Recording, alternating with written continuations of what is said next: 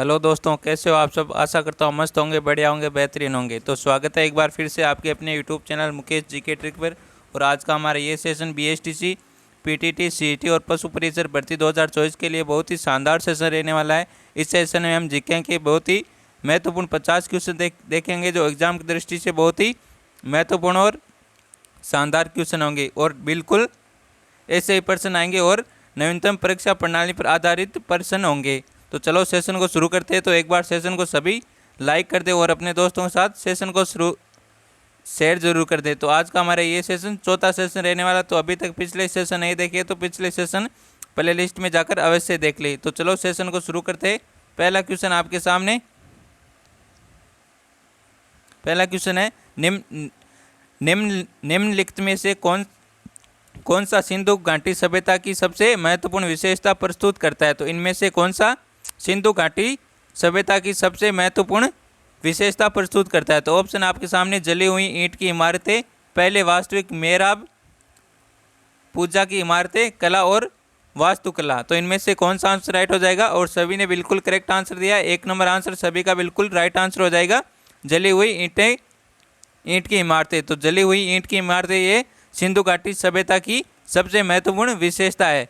तो इसका A answer बिल्कुल करेक्ट आंसर हो जाएगा और सभी ने बिल्कुल करेक्ट आंसर दिया। नेक्स्ट क्वेश्चन आपके सामने, ब्राह्मण ग्रंथ वे पुस्तकें हैं जिनका संबंध है। तो ब्राह्मण पुस्तकें, उनका संबंध किससे। ऑप्शन है भक्ति सिद्धांत से, कर्मकांड से, योग से या ध्यान से। तो इसका आंसर क्या हो जाएगा। बिल्कुल राइट आंसर आना चाहिए। बहुत ही और शानदार क्वेश्चन है। तो इसका आंसर क्या हो जाएगा, कर्मकांड से। तो ब्राह्मण ग्रंथ वे पुस्तकें जिनका संबंध कर्मकांड से है। तो इसका बी आंसर बिल्कुल करेक्ट आंसर हो जाएगा। जिसने भी बी आंसर दिया उन सभी का बिल्कुल राइट आंसर हो जाएगा आपका बी आंसर। नेक्स्ट क्वेश्चन है अजंता के चित्र किसकी कहानियों को चित्रित करते हैं। तो अजंता के चित्र है ये किसकी कहानियों को चित्रित करते हैं। बहुत ही शानदार क्वेश्चन है, वेरी इंपॉर्टेंट क्वेश्चन है, याद रखना। ऑप्शन है रामायण को, महाभारत को, जातक को या पंचतंत्र को। तो अजंता के चित्र ये किसकी कहानियों को चित्रित करते हैं। तो इसका आंसर क्या हो जाएगा। तो इसका सी आंसर बिल्कुल राइट आंसर हो जाएगा, जातक को। किसको, जातक को चित्रित करते हैं। कौन, अजंता के चित्र। तो इसका सी आंसर बिल्कुल राइट आंसर हो जाएगा। जिसने भी सी आंसर दिया उन सभी का बिल्कुल करेक्ट आंसर हो जाएगा। नेक्स्ट क्वेश्चन आपके सामने,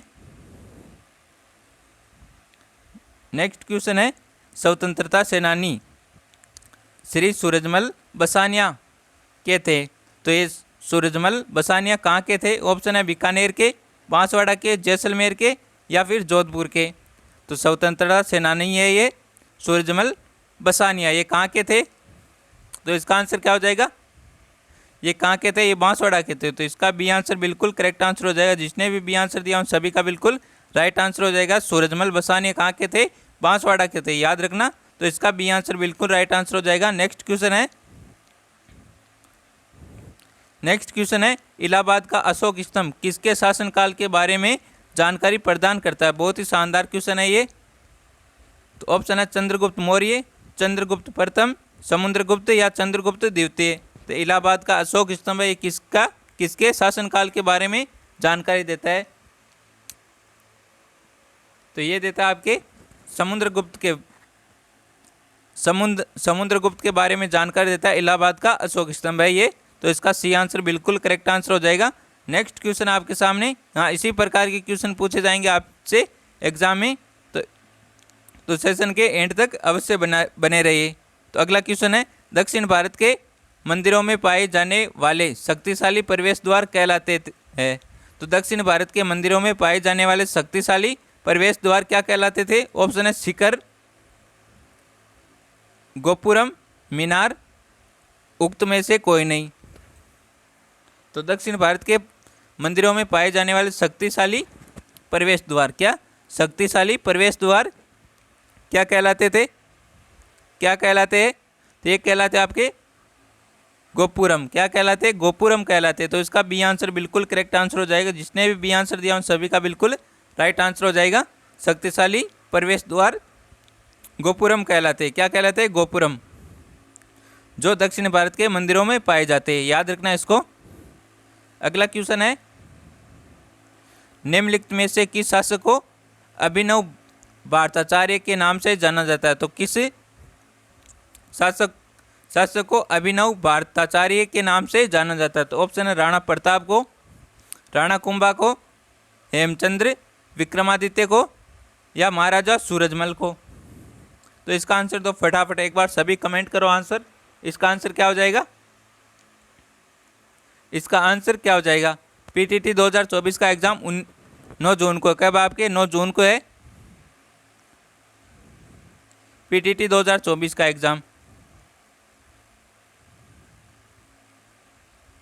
पीटीटी 2024 का एग्जाम है आपका 9 जून को, तो बहुत ही कम दिन बचे आपके पास, समथिंग 1.5 महीना है आपके पास। तो इसका आंसर क्या हो जाएगा?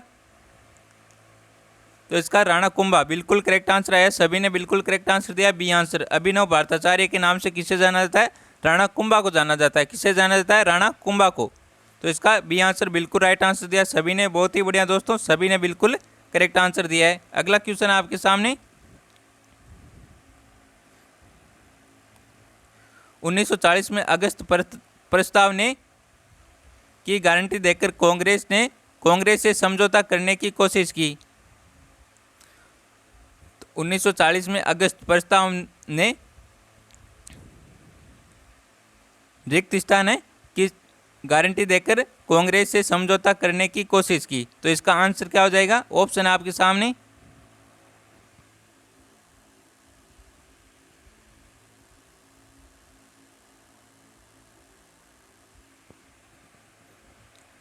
ऑप्शन है नया संविधान बनाने के लिए एक प्रतिनिधित्व भारतीय निकाय की स्थापना, अल्पसंख्यकों के राजनीतिक अधिकारों की रक्षा के लिए सरकार का आश्वासन, भारत का कोई विभाजन नहीं होगा, दलित वर्गों के लिए अलग निर्वाचन मंडल प्रदान नहीं किया जाएगा। तो इसका आंसर क्या हो जाएगा?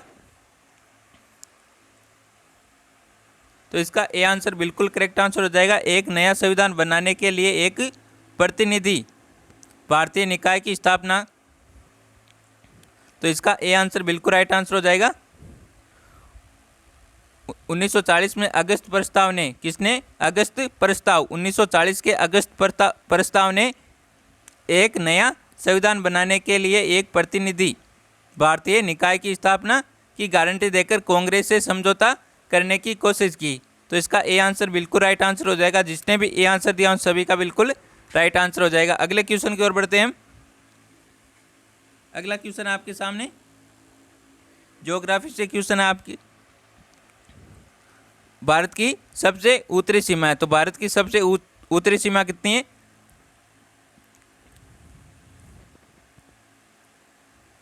तो इसका आंसर क्या हो जाएगा? एक बार सभी आंसर कर दो। भारत की सबसे उत्तरी सीमा है तो कितनी है भारत की सबसे उत्तरी सीमा? तो इसका सी आंसर बिल्कुल करेक्ट आंसर हो जाएगा। जिसने भी सी आंसर दिया उन सभी का बिल्कुल राइट आंसर हो जाएगा। 37 डिग्री 6 मिनट नॉर्थ अक्षांश। तो इसका सी आंसर बिल्कुल राइट आंसर हो जाएगा। अगला क्वेश्चन है आपके सामने, 10,000 फीट से ऊपर विश्व की सबसे लंबी राजमार्ग सुरंग किस राष्ट्रीय राजमार्ग पर स्थित है? तो बहुत ही शानदार क्वेश्चन है। कितनी है? 10,000 फीट से ऊपर विश्व की सबसे लंबी राजमार्ग सुरंग किस, विश्व की सबसे लंबी राजमार्ग सुरंग किस राष्ट्रीय राजमार्ग पर स्थित है? तो ऑप्शन है राष्ट्रीय राजमार्ग 3 पर, राष्ट्रीय राजमार्ग 8 पर, राष्ट्रीय राजमार्ग 12 पर, राष्ट्रीय राजमार्ग 18 पर। तो कहाँ पर है? तो इसका आंसर क्या हो जाएगा? राष्ट्रीय राजमार्ग 3 पर है। किस पर है? राष्ट्रीय राजमार्ग 3 पर है। क्या है? 10,000 फीट से ऊपर विश्व की सबसे लंबी राजमार्ग सुरंग है। तो याद रखना इसको, राष्ट्रीय राजमार्ग 3 पर है। तो इसका ए आंसर बिल्कुल करेक्ट आंसर हो जाएगा। नेक्स्ट क्वेश्चन है,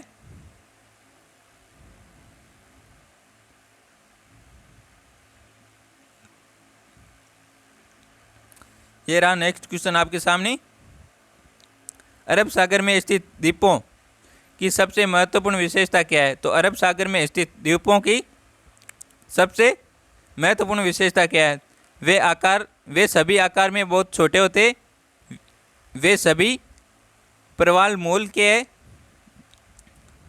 उनके पास बहुत शुष्क जलवायु है, वे मुख्य भूमि के विस्तारित हिस्से हैं। तो इसका आंसर क्या हो जाएगा? अरब सागर में स्थित द्वीपों की सबसे महत्वपूर्ण विशेषता क्या है? तो इनकी सबसे महत्वपूर्ण विशेषता क्या होती है? ये सभी परवाल मूल के, क्या है? ये सभी परवाल मूल के। तो इसका बी आंसर बिल्कुल करेक्ट आंसर हो जाएगा। अगले क्वेश्चन की ओर बढ़ते हैं।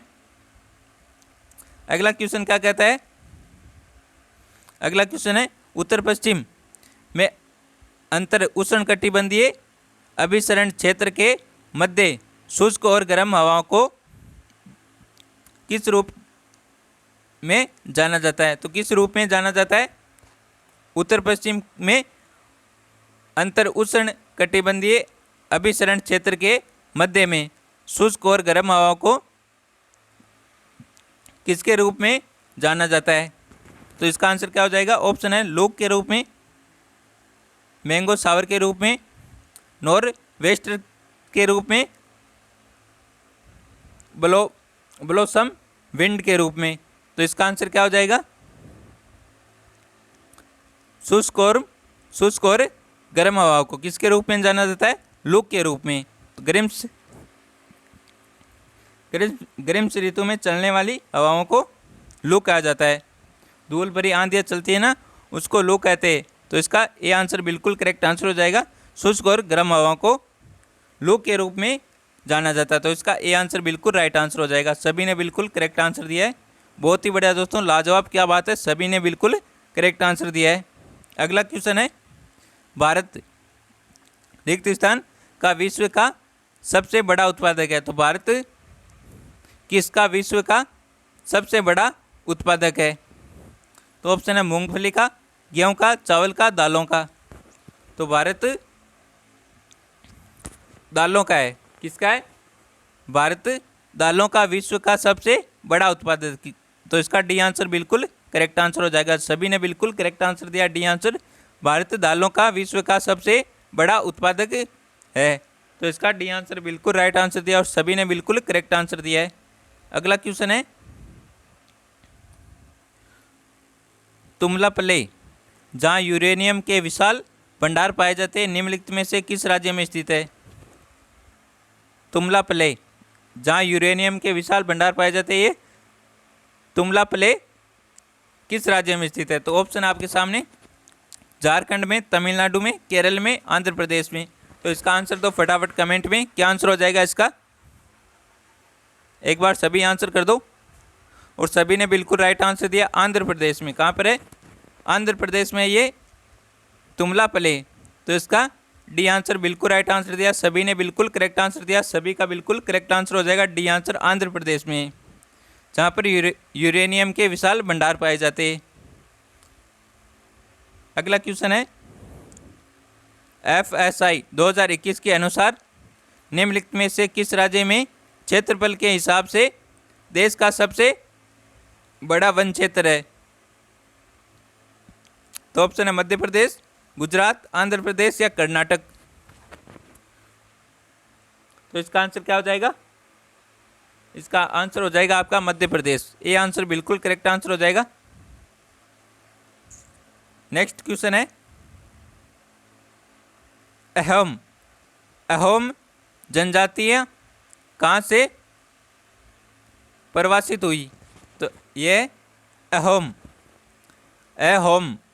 जनजातियाँ कहाँ से प्रवासित हुई? तो ऑप्शन है श्रीलंका से, अफगानिस्तान से, म्यांमार से और ईरान से। तो इसका आंसर क्या हो जाएगा? तो ये जनजातियाँ हुई थी आपके म्यांमार से। किससे? म्यांमार से। तो इसका सी आंसर बिल्कुल करेक्ट आंसर हो जाएगा। नेक्स्ट क्वेश्चन है निम्नलिखित में से कौन पहली भारतीय महिला थी जो अंतरिक्ष में गई थी? तो इनमें से कौन सी महिला जो पहली महिला है जो अंतरिक्ष में गई, पहली बार अंतरिक्ष में गई? तो ऑप्शन है शिल्पा बंदला, सुनीता विलियम्स, कोनेरू हम्पी, कल्पना चावला। तो इसका आंसर क्या हो जाएगा? सभी का बिल्कुल करेक्ट आंसर आना चाहिए। बहुत ही शानदार क्वेश्चन है और हर बार एग्जाम में पूछा जाता है। और सभी ने बिल्कुल करेक्ट आंसर दिया, डी आंसर, कल्पना चावला। कल्पना चावला भारत की पहली महिला जो अंतरिक्ष में गई थी, तो इसका डी आंसर बिल्कुल करेक्ट आंसर है। सभी ने बिल्कुल करेक्ट आंसर दिया है। अगला क्वेश्चन है, निम्नलिखित में से कौन कभी कार्यवाहक राष्ट्रपति नहीं बना? तो इनमें से कौन है जो कभी कार्यवाहक राष्ट्रपति नहीं बना? तो ऑप्शन है वीवी गिरी, जाकिर हुसैन, बीडी जती, एम हिदयुतुल्ला। तो इसका आंसर क्या हो जाएगा? इनमें से कौन है जो कभी कार्यवाहक राष्ट्रपति नहीं बना? तो बहुत ही शानदार क्वेश्चन है, वेरी इंपॉर्टेंट क्वेश्चन है। तो इसका आंसर क्या हो जाएगा? जाकिर हुसैन। जाकिर हुसैन कभी कार्यवाहक राष्ट्रपति नहीं बने। तो इसका बी आंसर बिल्कुल राइट आंसर हो जाएगा। जिसने भी बी आंसर दिया उन सभी का बिल्कुल राइट आंसर हो जाएगा। अगला क्वेश्चन है आपके सामने। अगला क्वेश्चन है, निम्नलिखित में से किस महिला को स्वतंत्रता आंदोलन की ग्रैंड ओल्ड लेडी के रूप में जाना जाता है? Very important question, very important question है। यह पूछा गया था आपका पीटीटी 2023 में पूछा गया था ये क्वेश्चन। किस महिला को स्वतंत्रता आंदोलन की ग्रैंड ओल्ड लेडी के रूप में जाना जाता है? तो इसका आंसर क्या हो जाएगा? एक बार सभी आंसर कर दो इसका, फटाफट आंसर कर दो एक बार सभी। क्या आंसर आ रहा है इसका? ग्रैंड ओल्ड लेडी किसे कहा जाता है? और सभी ने बिल्कुल करेक्ट आंसर दिया, सी आंसर दिया सभी ने, अरुणा आसफ अली। किसको कहा जाता है? अरुणा आसफ अली को क्या कहा जाता है? ग्रैंड ओल्ड लेडी कहा जाता है। तो इसका सी आंसर बिल्कुल करेक्ट आंसर हो जाएगा। सभी ने बिल्कुल करेक्ट आंसर दिया है। अगला क्वेश्चन है आपके सामने, किस व्यक्ति को भारत का बर्डमैन कहा जाता है? तो किसे भारत का बर्डमैन कहा जाता है? तो बहुत ही शानदार क्वेश्चन है ये भी। ऑप्शन है सलीम अली को, डॉक्टर राजेंद्र प्रसाद को, डॉक्टर श्रीकृष्ण सिंह को, सलमान खान को। तो भारत का बर्डमैन किसे कहा जाता है? बहुत ही शानदार क्वेश्चन है। इसका आंसर क्या हो जाएगा? और इसका आंसर आ रहा है ए आंसर आ रहा है, बी भी आंसर आ रहा है, डी भी आंसर आ रहा है। हाँ, तो बर्डमैन कहा जाता है आपके सलीम अली को। किसको कहा जाता है? भारत का बर्डमैन कहा जाता है सलीम अली को। तो इसका ए आंसर बिल्कुल करेक्ट आंसर हो जाएगा। ए वालों का बिल्कुल राइट आंसर हो जाएगा। अगला क्वेश्चन है, अमजद अली खान निम्नलिखित में से किस वाद्य यंत्र से संबंधित है? तो अमजद अली खान किस वाद्य यंत्र से संबंधित है? बहुत ही शानदार क्वेश्चन है। एक क्वेश्चन जरूर पूछा जाएगा वाद्य यंत्र से कि कौन है जो किस वाद्य यंत्र से संबंधित है। तो एक क्वेश्चन जरूर पूछा जाएगा आपसे वाद्य यंत्र से। तो ऑप्शन है गिटार से, वीणा से, सितार से, सरोद से। तो अमजद अली खान किस वाद्य यंत्र से संबंधित है? तो एक बार सभी आंसर कर दो इसका। क्या आंसर हो जाएगा?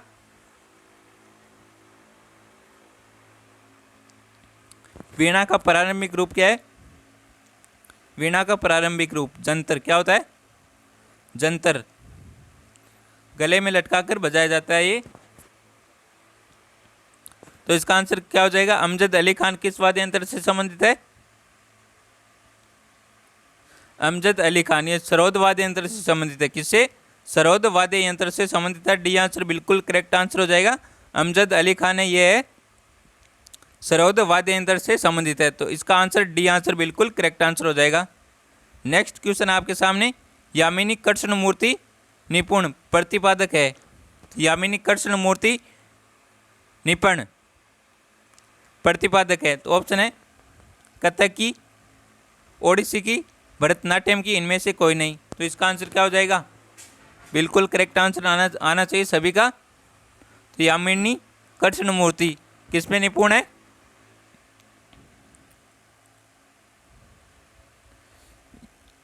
ये यहाँ पर लगानी थी मात्रा, कोई नहीं, मिस टाइपिंग हो जाती है। तो इसका आंसर क्या हो जाएगा? यामिनी कृष्णमूर्ति निपुण प्रतिपादक है। तो किस में है? भरतनाट्यम की। बी आंसर बिल्कुल करेक्ट आंसर हो जाएगा इसका। जिसने भी बी आंसर दिया उन सभी का बिल्कुल करेक्ट आंसर हो जाएगा। यामिनी कृष्णमूर्ति भरतनाट्यम की निपुण प्रतिपादक है, तो इसका बी आंसर बिल्कुल राइट आंसर हो जाएगा। अगला क्वेश्चन आपके सामने,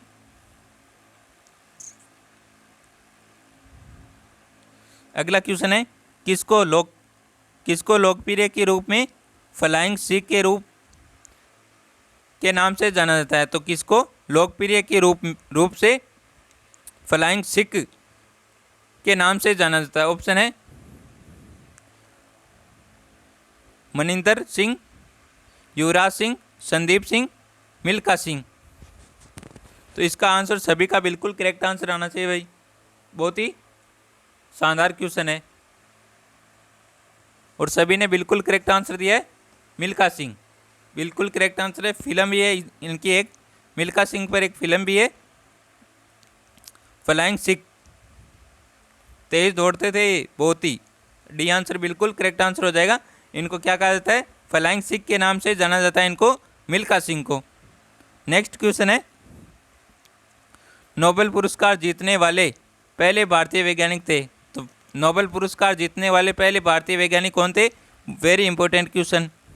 ऑप्शन है अमर्त्य सेन, सीवी रमन, हरिगोविंद खुराना, सुब्रमण्यम चंद्रशेखर। तो नोबेल पुरस्कार जीतने वाले पहले भारतीय वैज्ञानिक कौन थे? और सभी ने बिल्कुल करेक्ट आंसर दिया, सीवी रमन। बिल्कुल करेक्ट आंसर है सभी का, सीवी रमन। सीवी रमन पहले भारतीय वैज्ञानिक है जिन्होंने नोबेल पुरस्कार जीता था। तो इसका बी आंसर बिल्कुल करेक्ट आंसर हो जाएगा। नेक्स्ट क्वेश्चन आपके सामने, भारत का शेक्सपियर किसे कहा जाता है? तो भारत का शेक्सपियर किसे कहा जाता है? ऑप्शन है महाकवि कालिदास को, रविंद्रनाथ टैगोर को, मदर टेरेसा को, भारतीयार को। तो किसे कहा जाता है? शेक्सपियर। तो इसका आंसर क्या हो जाएगा? तो महाकवि कालिदास को क्या कहा जाता है? भारत का शेक्सपियर कहा जाता है महाकवि कालिदास को। ये आंसर बिल्कुल करेक्ट आंसर हो जाएगा। जिसने भी ये आंसर दिया उन सभी का बिल्कुल राइट आंसर हो जाएगा। नेक्स्ट क्वेश्चन आपके सामने, निम्नलिखित में से कौन सा क्योटो प्रोटोकॉल का प्राथमिक एजेंडा है? क्योटो प्रोटोकॉल का प्राथमिक एजेंडा है। तो इसका आंसर क्या हो जाएगा? एक बार सभी आंसर कर दो। ऑप्शन है ग्रीन हाउस गैसों के मानव जनित स्रोतों को नियंत्रित करे, खतरनाक अपशिष्ट का विनियमन, परमाणु ऊर्जा के उत्पादन को विनियमित और ग्लोबल वार्मिंग का विनियमन। तो इसका आंसर क्या हो जाएगा? इनमें से कौन सा क्योटो प्रोटोकॉल का प्राथमिक एजेंडा है? तो इसका आंसर क्या हो जाएगा? और जिसने भी ये आंसर दिया उन सभी का बिल्कुल करेक्ट आंसर हो जाएगा, ग्रीन हाउस गैसों के मानव जनित स्रोतों को नियंत्रित करे। तो इसका ये आंसर बिल्कुल राइट आंसर हो जाएगा। जिसने भी ये आंसर दिया है उन सभी का बिल्कुल राइट आंसर हो जाएगा आपका। अगला क्वेश्चन है, नमामि गंगे परियोजना के मुख्य स्तंभ कौन से है? तो नमामि गंगे परियोजना के मुख्य स्तंभ कौन से है? तो ऑप्शन है मल उपचार,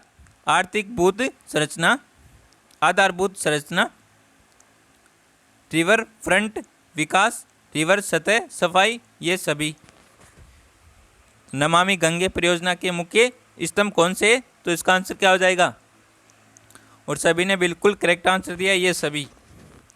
डी आंसर सभी का बिल्कुल राइट आंसर हो जाएगा आपका। सभी ने बिल्कुल करेक्ट आंसर दिया, डी आंसर। नेक्स्ट क्वेश्चन है,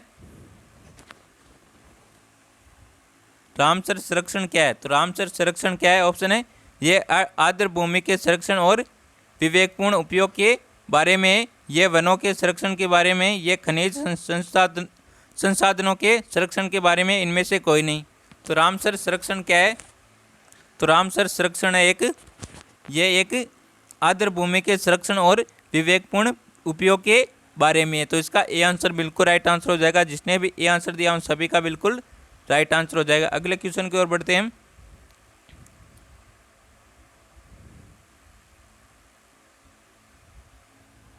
अगला क्वेश्चन है, निम्नलिखित में से कौन सा अधिनियम भूमि और अन्य संसाधनों पर जंगल में रहने वाले समुदायों के अधिकारों से संबंधित है? तो ऑप्शन है भारतीय वन अधिनियम 1927, वन अधिकार अधिनियम 2006, भारतीय वन संशोधन अधिनियम 2009, 2019 सॉरी, इनमें से कोई नहीं। तो इसका आंसर क्या हो जाएगा? एक बार सभी आंसर कर दो कमेंट में। और सभी का बिल्कुल करेक्ट आंसर आ रहा है, बी आंसर आ रहा है। सभी ने बिल्कुल करेक्ट आंसर दिया, बी आंसर, वन अधिकार अधिनियम 2006। बी आंसर बिल्कुल करेक्ट आंसर दिया सभी ने। नेक्स्ट क्वेश्चन है आपके सामने। अगला क्वेश्चन है, ओजोन परत की रक्षा करने के लिए निम्नलिखित में से कौन सा सम्मेलन है? तो ओजोन परत की रक्षा करने के लिए इनमें से कौन सा सम्मेलन है? तो ऑप्शन है बेसल सम्मेलन, बोन सम्मेलन, वियना सम्मेलन, इनमें से कोई नहीं। तो इसका आंसर क्या हो जाएगा? एक बार सभी आंसर कर दो। इसका क्या आंसर हो जाएगा? इसका वियना सम्मेलन। तो वियना सम्मेलन, सी आंसर बिल्कुल करेक्ट आंसर हो जाएगा। ओजोन परत की रक्षा करने के लिए ये सम्मेलन है वियना सम्मेलन। क्या है? कौन सा सम्मेलन है? वियना सम्मेलन। तो इसका सी आंसर बिल्कुल राइट आंसर हो जाएगा। नेक्स्ट क्वेश्चन है,